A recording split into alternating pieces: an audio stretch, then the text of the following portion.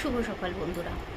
আজকে একটা নতুন ব্লগে আপনাদের আমন্ত্রণ জানাচ্ছি এবং যারা আমার বন্ধু অলরেডি রয়েছেন, যারা সাবস্ক্রাইব করেছেন, তাদের উদ্দেশ্যে জানাচ্ছি দিনটা আপনাদের খুব ভালো যাক, খুব ভালো হোক। আজকে একটা কথা বলতে আমি এই ব্লগটা বানাচ্ছি, একটা শর্ট রিল বানাচ্ছি। সেটা হচ্ছে যে আমি ছোটোবেলা থেকে ঈশ্বর চিন্তা নিয়ে, ঈশ্বরের আদর্শেই বড় হয়েছি। ছোটোবেলা থেকে আমার মাকে আমি অনেক পুজো অর্চনা করতে দেখেছি। তারপর থেকে আমি শিবকে আমার নিজের বাবা জ্ঞানেই আমি পুজো করি। তো বিয়ের পরে আমি কেদারনাথ, বেনারস এগুলো ঘুরে এসেছি। তাতে আমার একটা জিনিস মনে হয়েছে যে সবার উপরে ঈশ্বর সত্য, তাহার উপরে নাই।